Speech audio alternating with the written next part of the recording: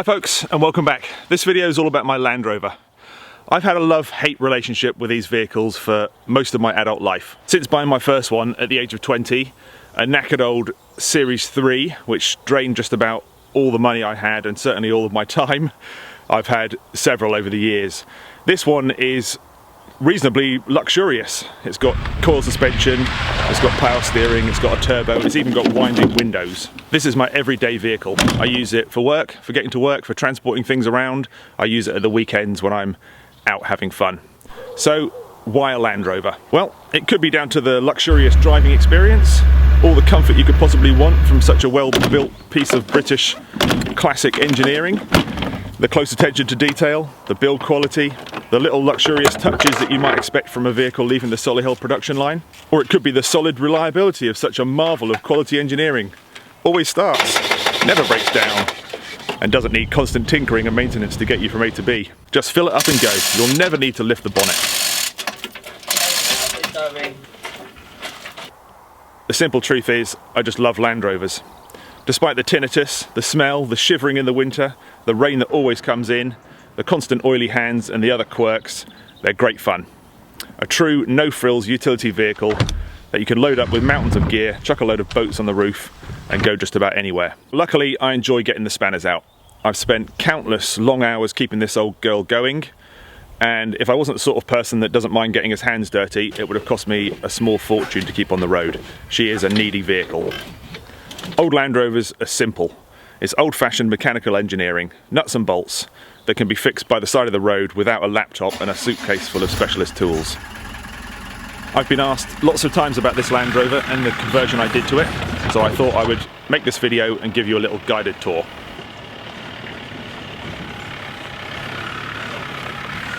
This is a 27-year-old Defender 110 county station wagon. It's got a 200 TDI engine, which is crude but solid, a 2.5 litre turbocharged diesel power horse. Unlike most other vehicles that have a monocoque chassis and body, Land Rovers have a separate, extremely stiff and very heavy-duty box chassis that everything else is bolted to, making fixing and replacing parts much simpler. It's basically just a big Meccano set. Simple technology that hasn't changed very much since the first of these vehicles rolled off the production line in 1948. So let's take a look inside.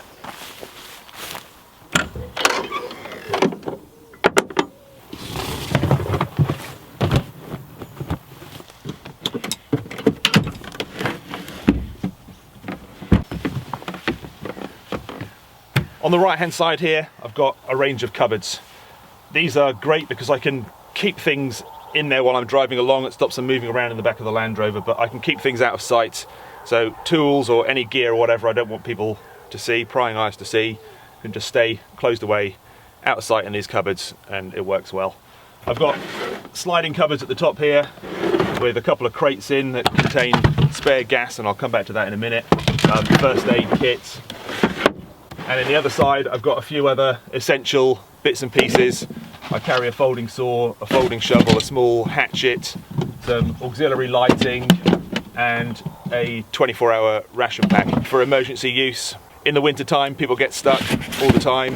You know, motorways get closed and you can get caught up in it.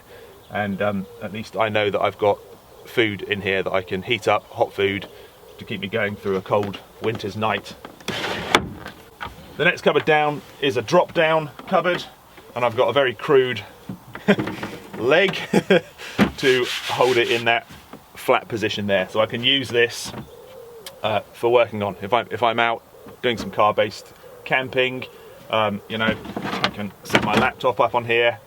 I can edit a video, for example, or send emails, whatever I need to do from on here. I can eat on here. I can use it as a dining table if you like. I also keep in here this amazing power unit here, and I'm going to talk a little bit more about this in a minute, but this basically powers everything in the Land Rover that I might need while I'm out, and you know, don't want to have the vehicle battery drained. I'll talk about that a bit more in a minute. I'll also keep camera gear in here, so in there that's you know, a Pelly case, hard waterproof case that I keep my camera in generally. Down at the bottom here I have more sliding cupboards, and in here I keep a tarp which I use as a sunshade on the side of the Land Rover, just clips on. I've got poles, which I'll show you in a minute. I've got an emergency hat and gloves, just for winter time. And I've got my new One Tigress Tiger's Den tent. This works really well with the Land Rover. Because of the shape it is, you could attach it to the side of the Land Rover, and it makes quite a good sort of vehicle-based shelter. And then down below here, I've got the solar panels for my power unit, which I'll show you in a minute. I've got a sleeping bag. There's no heating in this Land Rover when it's not running. There's no heating in it when it is running, really, but so, you know, during the winter I'm going to be relying on insulation, so I've just got a cheap sleeping bag which lives in here permanently, especially during the winter, just for emergency use. It's a 4-season bag. It will be fine to keep me warm. And I've got a hammock. Again, I'm going to talk about this in a minute. At the bottom of that unit, I've got storage here for long items, so I've got a couple of canoe paddles in there. I've got some poles which I use with that tarp I showed you a minute ago, and I've got my little twisty thumbstick which hasn't seen the light of day for a long time, and that just seems to have been relegated to that little cubby. On the left hand side here I've got a lift up cupboard just containing tools. You know, driving a Land Rover, you kind of do have to be prepared for the worst, so it's a good idea to carry a few tools on board with you. I've got a cheap socket set in here, spanners, screwdrivers, a breaker bar to take my wheel nuts off if I need to change the tyre, a tyre inflator, the handle for my jack, which lives underneath this seat here, and yeah, that's just where that lives. And then that also serves as a handy little table to put things on. Down the front here I've got some more storage with a worktop on the top. This section here lifts up, and in there I've got one of these small portable camping stoves. I've then got the means to, you know, make a hot drink in here, cook a meal. Underneath I've got some storage. I've got a dromedary bag here which I use for water in here. I haven't got any onboard water yet. I may install something at some point, but for the moment it's just a matter of filling up a water bag and hanging it up for my water. I've got a small kettle. I've got a mess tin here for cooking in with a brew kit, basically a load of different hot drinks in there. Hot chocolates, there's cup of soups, there's tea, coffee, all the rest of it. Now I've got some small trays down here with various bits and pieces in. I've got a can of soup, I've got some oil, I've got some spices and herbs. Again, more food items. These sort of boil in the bag things are ideal for this sort of use, because, you know, you haven't got anything dirty to wash up at the end of the day. You know, you can just heat them up. You've only got to boil water, really. You just boil in the bag. So it's nice and straightforward. And then I've got a little box here with knife and fork, an Opal cutting knife, a lighter, wooden spoon, scissors, a few bits and pieces that are just useful to have. And then this little cubby here is home to a bowl and a couple of cups. Next to the stove I've got this cupboard here, and I keep a bottle of water in there, big bottle of water, and my reflective screen cover for the front windscreen. I've also got my emergency bag in here. I'm not going to talk too much about this because I have a separate video on this. That is full of gear, enough for everything I need, really. You know, if I got stuck somewhere and I had to make my way home on foot, I've got everything in there that I might need. But like I said, I've got a separate video on that, so if you're interested, take a look at that video. Seating wise, I've got 3 of the original Land Rover seats. The driver's and passenger side front seats. I took the middle one out just so I had access through to the back without having to get out and go around.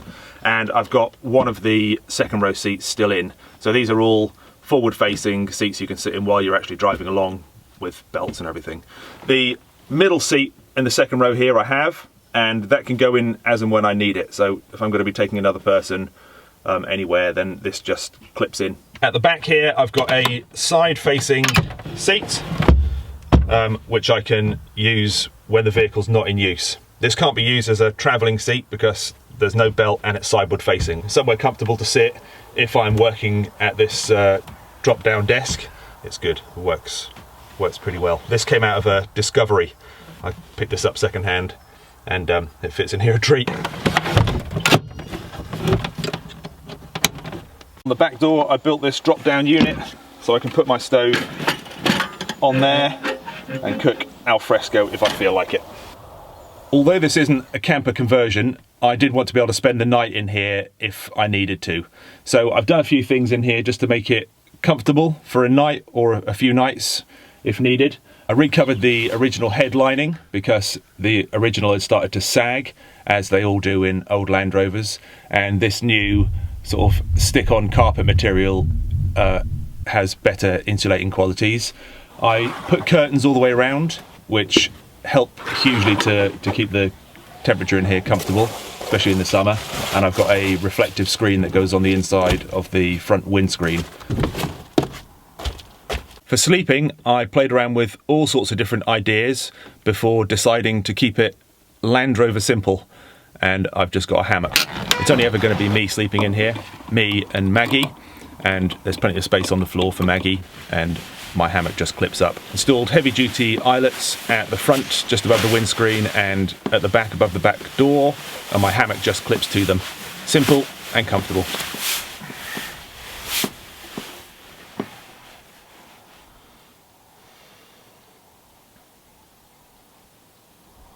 Now, because I'm often out filming, I'm forever having to charge up batteries for my cameras, for my drone, power lighting, charge my phone, run a laptop, all the rest of it. I didn't want to run the risk of draining my vehicle battery by plugging multiple things in to charge them, so I need to have a reliable external power source. This is a Poweroak AC50. It's a portable power unit. It's a brilliant bit of kit. It's 500 watts and it has well enough power for everything I need. Lots of external ports on it. There's USB, 4 USB ports, a couple of AC outlets, one of those 12 volt outlets, a couple of other DC outlets here, and it even supports wireless charging on the top for your phone. You know, it's a portable unit, you can carry it, and it's good. It's a good bit of kit. I have solar chargers for this, solar panels, so I can keep this topped up when I'm out and about on a good sunny day, and it draws enough power to keep it charged up. You can obviously charge it before you go off on your adventure at home, give it a full charge, and then you only need to top it up with the solar panels. But this is brilliant. This will charge everything I need to charge all at the same time. Camera batteries, GoPro batteries, I can charge my head torch and my main powerful torch, I can charge my phone, and I can run my laptop off it simultaneously, and it's no problem for it. It keeps up with it. I did originally think about installing a leisure battery in here and having it charged by the vehicle battery as you drive along and just putting in some sockets, but I much prefer the idea of this portable unit. You know, I can take this out of the Land Rover and use it at home if we have a power cut. I can use it in a tent, I can take it to the beach, whatever, you know, it's highly portable. Lighting, I have 2 overhead lights which flood light down, give me plenty of light for seeing what I'm doing, and I have LED down lighting and up lighting for ambient lighting. It's just a bit less stark.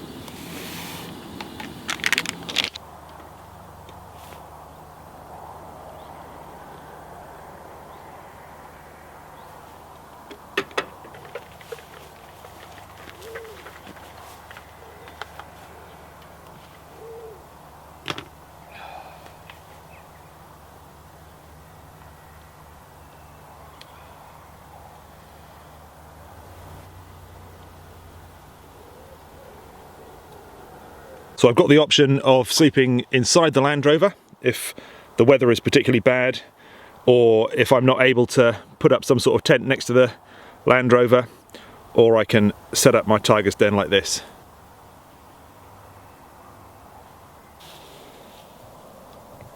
So that is my vehicle of choice. My vehicle for work, my vehicle for play, and my bug out adventure vehicle for fun.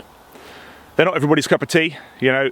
If you have a Defender, an old Defender, you have to be prepared to spend a bit of time on your back fixing them, getting oily, getting the spanners out, or spending a fortune having somebody else do it for you. But I love them. They're an icon of British engineering heritage. Thanks for watching, and I'll see you soon.